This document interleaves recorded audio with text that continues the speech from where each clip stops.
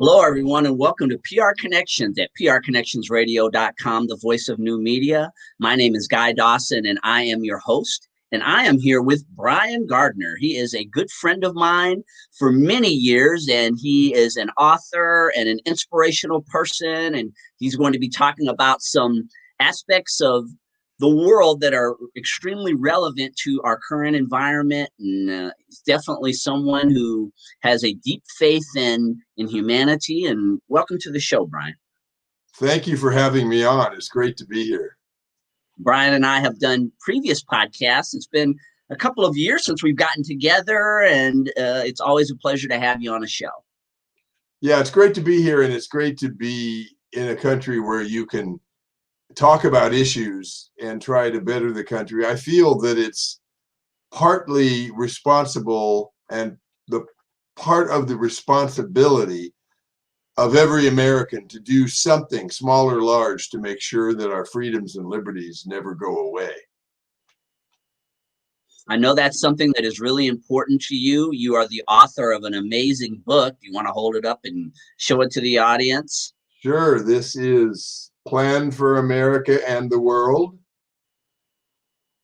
And I have a special thing today. People that would like an emailed copy or a free copy, I have some comp copies that I will make available to people. I even pay the shipping because, guys, something has happened.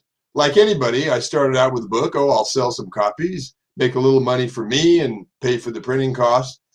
And then with recent events happening starting in January, I realized that this book is an educational tool to make sure people understand what we're up against in the preservation of freedom and liberty. That's why I'm more interested in getting the book out there than making a lot of money from sales of the book.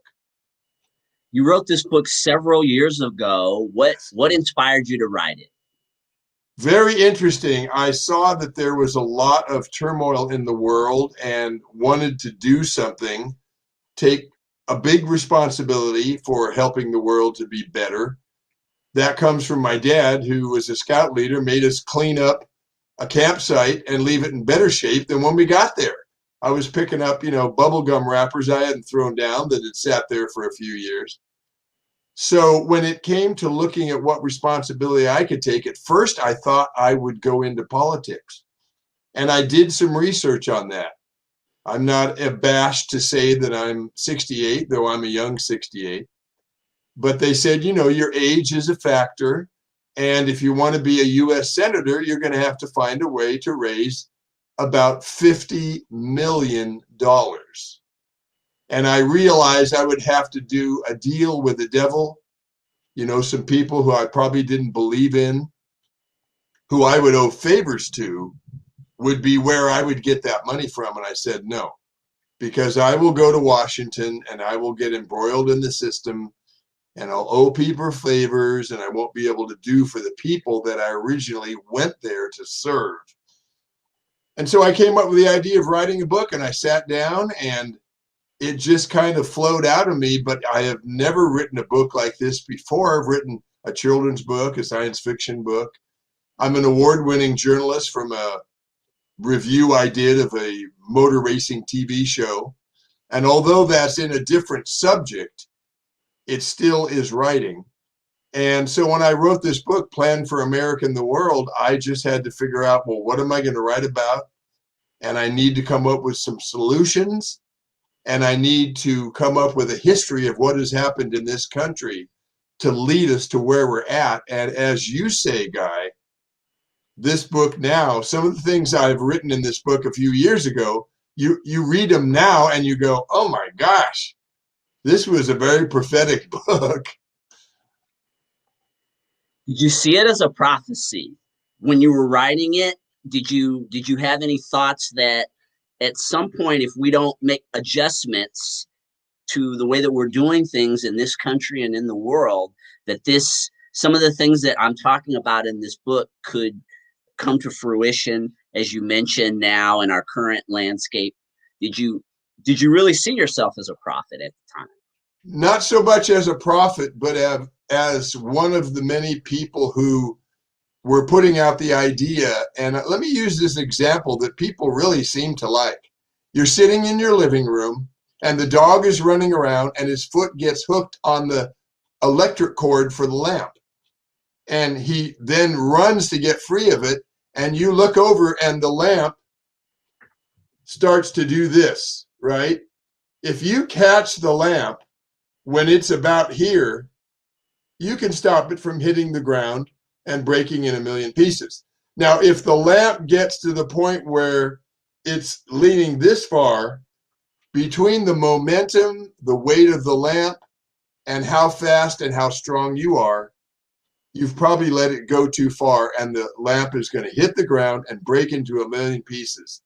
And the thing that I knew that was important in my book, without any ego attached to it, just because I wanted to help, was the fact that we cannot let things go too far, or it will be tremendously difficult to bring them back. And I want to say something about violence here. In 1776, they had cannons, we had cannons. They had rifles that you shoot it once and you have to fiddle with it for a while before you can shoot it again. And they were an ocean away. Now, it was pretty ludicrous if you could go back in time and be a bartender listening in a pub to these two gentlemen talking, and one of them says, hey, you know, I think we can get our freedom from England. And his friend says, are you crazy? They are the #1 warring nation in the world. You cannot win against them. And the guy said, oh, yeah, I'm going to, because I want my freedom. Now, people that talk about violence today have no clue how, first of all, unethical and wrong violence is. But if the U.S. military goes against our freedoms, we cannot win against the U.S. military. That would be ridiculous, unethical, and that means we have let things go too far. And that's the danger in any society, especially our country, where freedom is so important. And individuals who are evil and psychotic will keep chipping away at it, and we cannot let it go too far. And that's why I'm raising, I feel a little bit like the fellow who said, you know, the British are coming, the British are coming. I'm not saying that. I'm saying I'm writing like fast to say we're losing our freedoms. We better, you know, put a finger in the dike or it's going to overwhelm us. And that's the part in my book I think that I knew would stand the test of time.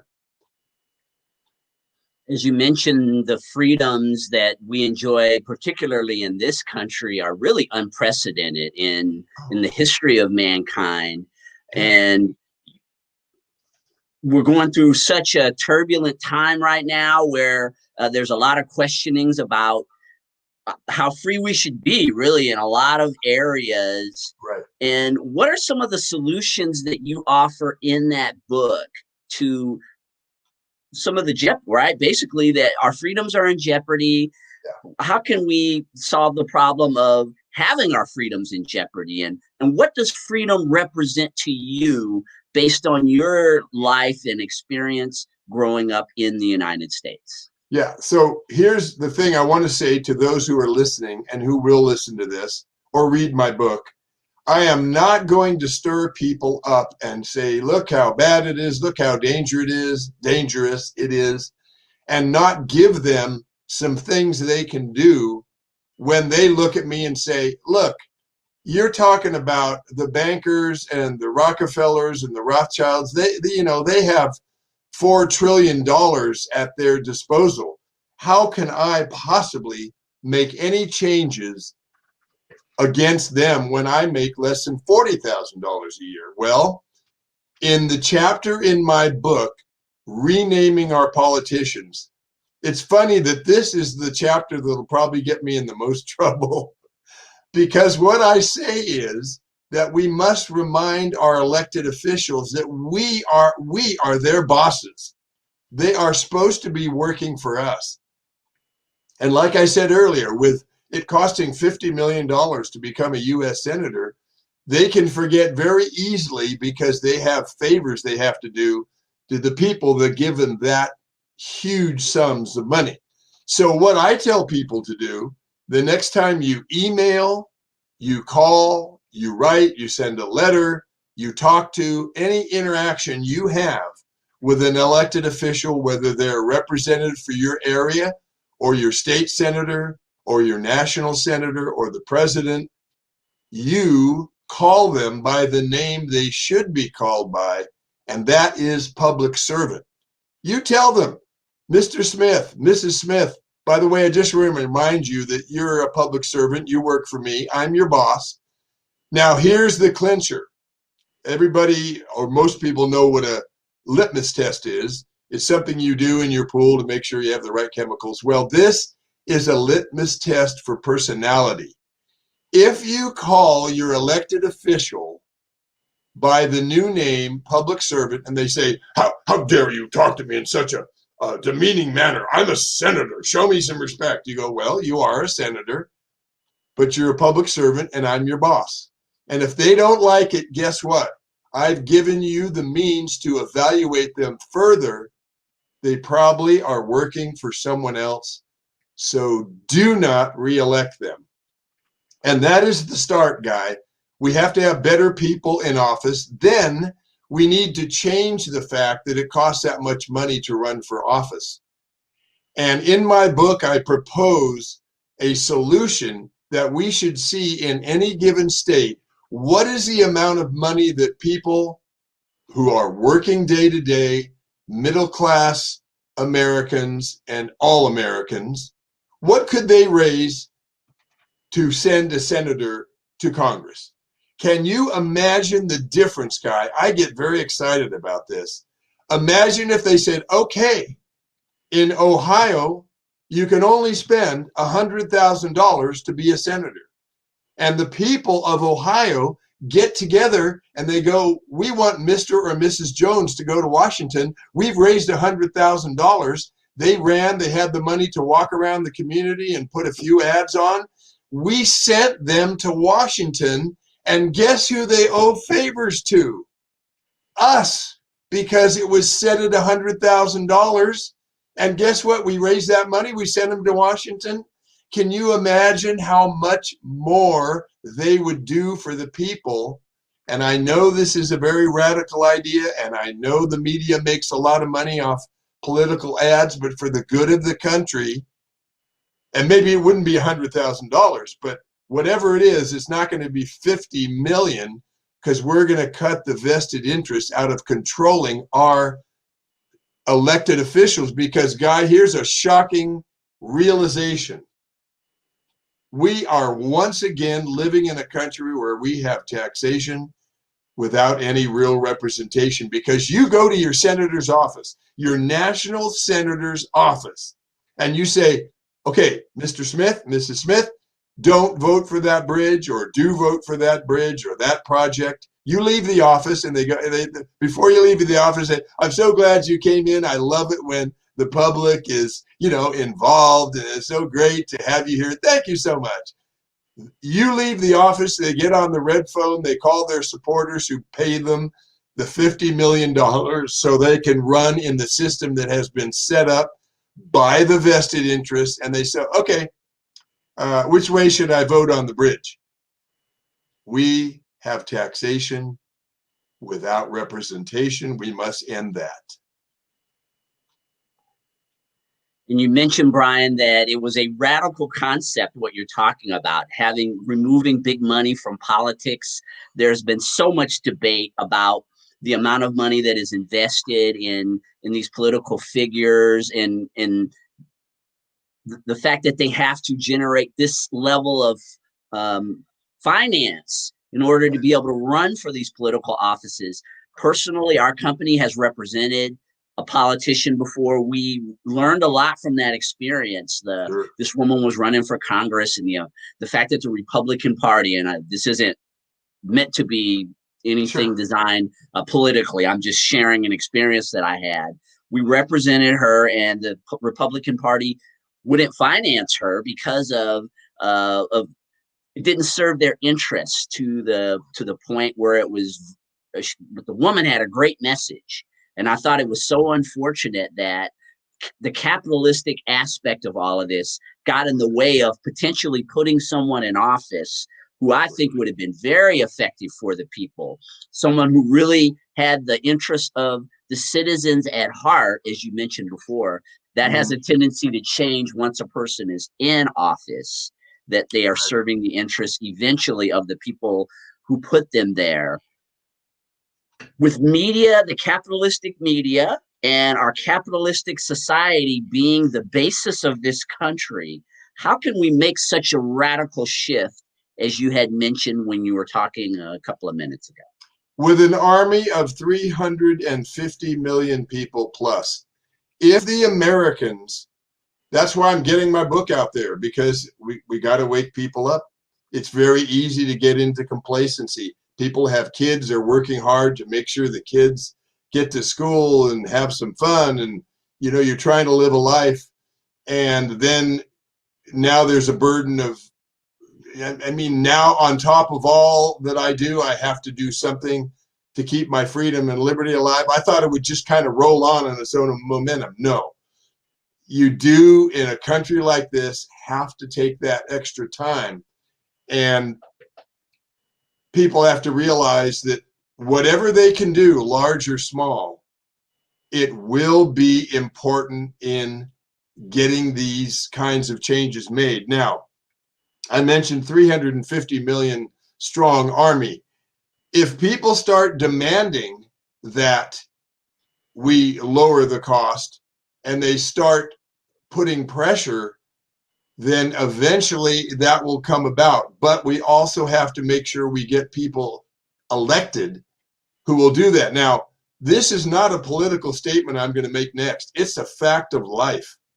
The reason that President Trump was attacked every single day with every lie they could throw at him to see which would stick is because he was going in there and fundamentally changing this country club system. And they didn't like it. The people in power who have things set up for them, they did not like this. Some Republicans and most of the Democrats did not like this. In my book, I talk about movies that people should watch. I need to mention the movie The Firm. Tom Cruise playing that lawyer gets into the firm, and they give him a car and they give him a house, and he thinks, wow, I've been pretty poor my whole life. This is fantastic. And then he gets talked to by the Justice Department and finds out that his firm is the sole representation for the Moraldo crime family, and that once you're in there, you can't leave or they will kill you. And they kill four lawyers are killed who try to leave the firm. I believe that movie should be watched in the viewpoint of a new senator comes to Washington. Wow, look at this. Look at the history I'm going to really do for my people back there. And then they get taken aside and get told about how the country club works. Don't push too hard. Yeah, you can do a few things, but remember the people that got you here, you're going to owe them favors. Then the despicable end of it, if a Congress member or senator gets out of line, they start building up a dossier, getting dirt on them. And they say, if you keep pushing this, we're going to have to release this to the Justice Department. So you make a decision. You can do a few things here, but you cannot. There's my cat's tail in the way. Sorry. You can't. She wants to be part of the show. If you don't settle down, you're leaving. Okay. So if you don't play ball by our rules, we have this dirt on you, whether it's made up or not. And so then the senator has to go, do I get kicked out? Do I lose doing politics that I really want to do? Do I possibly go to jail? Gee, my IRS has been spotless and clean. Suddenly now they say there's a problem with my IRS. And let me tell you how the media works today, Guy. You probably know this. If they don't like someone and want to get them out of the way and neutralize them, here's how the reports go in the media that's controlled, and they say, we've got someone we don't like, we need to neutralize them. Ladies and gentlemen, a report just came in that Mr. Smith maybe, possibly, there's a small chance, unverified reports that possibly, maybe, we're still looking into it. It hasn't been verified, and the sources are unknown, that Mr. Smith was with a prostitute. That's how the reporting goes. There has been no evidence. There has been no corroborating witnesses. It is all speculation, but you put it out into the media and people go, well, of course he was. You see, with the prospect of innocent until proven guilty thrown out the window, we cannot have this in this country, but the media that are controlled do this on a regular basis. Yeah, and that has a lot of influence, of course, the perspective that you just offered, that capitalist media absolutely has so much control over the perceptions of the people, and it's really interesting to watch it play out the way that we have. Again, with the president of our country, whether or not you're a supporter of Trump is really irrelevant. The things that you were talking about in terms of the way that the game was played and set up. You see, Democrats think they're so safe. If they start saying, wait a minute, that isn't right. No, come on. I'm not a Republican, but we got to stop that. They will then have their taxes in question, and it will go on the media that they have financial irregularities and they were with a woman of the street. See, they're not safe either. Nobody who's safe who gets in their way. See, yeah. And we must stop that. So what's the starting point? I know you had mentioned starting to reach out to our elected officials to really talk to them about why they were elected. I mean, in theory, the theory that we were taught, or at least I know coming up through the educational system in America, being taught about government, the way that government should work for the people. One of the starting points you said was connecting with your elected officials. What are some other things that we can do collectively? Because as you mentioned, I think it was a great point that you made about the incredible power in unity. Yes. That we have, that we just don't take advantage of as Americans. The divisiveness is what stops things from happening. And I really quickly, I want to make a point. Okay. When I look at the insurrection and I look at Antifa, when I look at both sides of the fence, they are so much more similar in reality than they could ever imagine, or the way that it's portrayed. They both are really pissed off about the system, to be blunt, and they just have different approaches for why they're upset. But it's incredible how similar Antifa and the people who led that insurrection are. Could you speak to that? Well, first of all, we have to know that facial recognition has proven that many of those who were leading that charge were Antifa members dressed as Trump supporters. It's really a travesty. And I hope that since many people are getting arrested, that will come to the surface. And I don't believe that Trump incited violence. He did not say that, but that's the system working against anyone. The key thing is young people are the future of our country. I'm 68. I plan to live to be 120, but we're not going to be around forever, And so one thing that people can do is get involved heavily in your schools, because the pharmaceutical companies want to make money, and their salesmen are the psychiatrists, and they're in our schools drugging our kids. Now, I have been a tutor before, and many times misunderstood words and misunderstood concepts can cause a child to have the same actions as would be these made up terms like ADHD and that. You want to make sure that you work with your student and your child to see if they have any misunderstandings in their studies before you immediately just want to put them on psychiatric medication. The other thing that's so important is you can get free booklets from the Truth About Drug campaign, drugfreeworld.org, and they have booklets on everything from alcohol to inhalants, marijuana, LSD, all of it. And they don't tell you not to use the drugs. They say this is what they will do if you use them. And young people are very smart.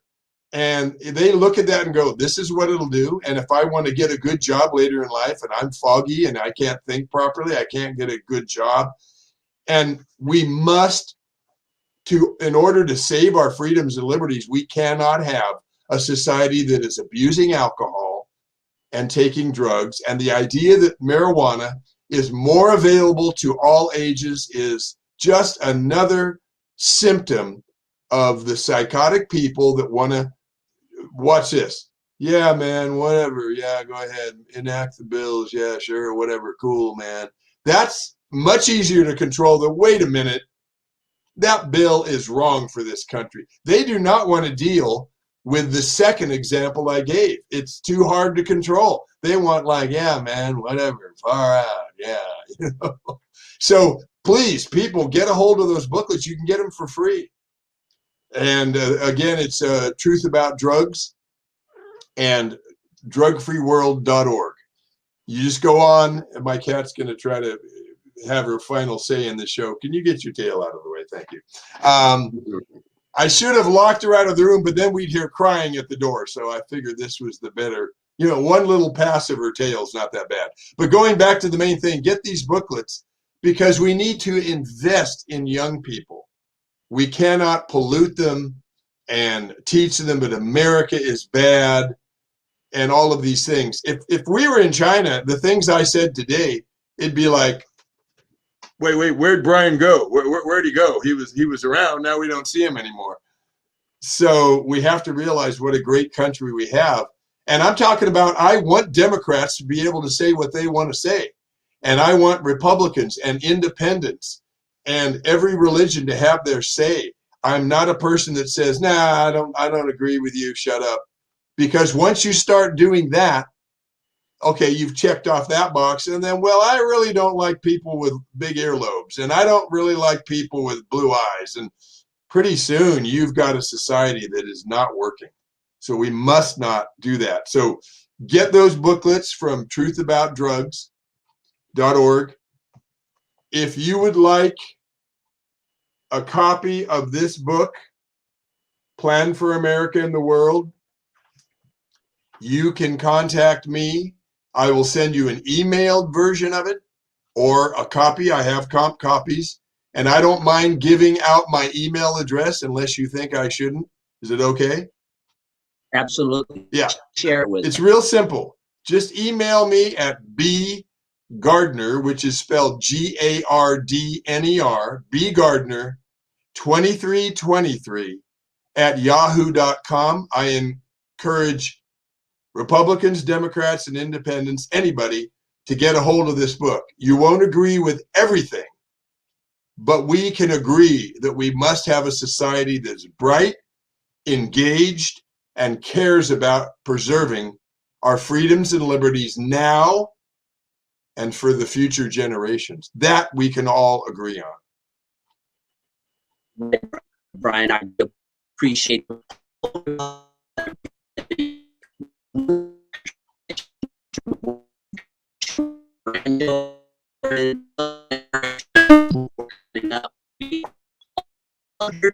Thank you for having me on.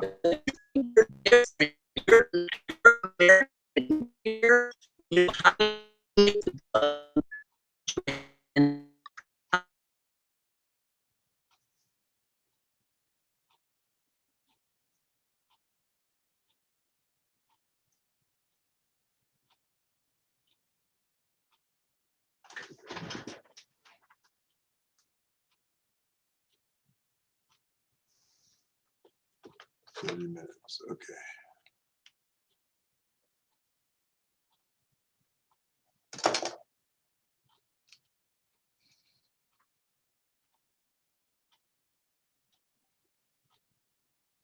internet took a siesta on me for a second. Yes, that's why I was just silent to let you handle that. Thank you for having me on the show. It has Thank really been a pleasure, and I validate you as someone who is getting the word out there, because the show wasn't one-sided. You know, it was a show that talked about let's preserve our freedoms and liberties. Absolutely, Brian. And one more time, can you let people know how they can get in contact with you if they want to Yes. buy the book or get any of the other great information that you talked about? Right, and you might have asked me before, but there was a period there where I couldn't hear you. So let me say again, B Gardner, Gardner, B Gardner 2323 at yahoo.com, and get those booklets from Truth About Drugs, drugfreeworld.org, and that you will find those so awesome because, again, they provide information about what these drugs and toxins and alcohol and inhalants and heroin and all of it, what do they do to you? And then young people say, I don't want to take that stuff. I might want to have a family with healthy kids or get a job. And that's the way we preserve our future, by investing in our young people. Well, again, we greatly appreciate the perspectives that you shared here today, Brian, and having interviewed you several times and thinking back on the things that you were talking about in the other interviews that we've done. I mean, you were just the perfect guest. I'm so glad that you reached out to me to talk about the things that you have been really promoting for many years, and just offering America solutions to some of the challenges that we're experiencing. And thank you for being an American who is truly concerned for us all. Yeah, and the final thing in the last couple of seconds I have to thank my dad again, who was a scout leader. Now, I was a rock and roll drummer with long hair. He didn't think I listened to a word he said. But when we had a campsite, he said, you're going to line up and you're going to walk across the face of this campsite and you're going to pick up anything that is on the ground, because we're leaving this campsite in better shape than when we got here.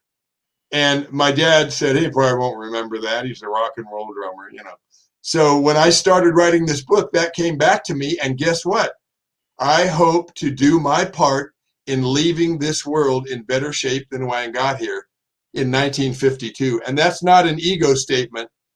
That's my contribution to this world, because I believe that is proper and that all of us bear some responsibility in the condition now and the condition in the future that this world and this country is in. Well, again, thanks so much for coming on and sharing about your book, Brian. And I look forward to having more opportunities to talk with you about these interesting perspectives that you have about how to make America a greater place and the world. Thank you so much, Guy. And thank all of you for tuning into PRConnectionsRadio.com, the voice of new media. Stay tuned for a host of new shows that we are rolling out on the network. I'll be getting in contact with you soon. Have an amazing day.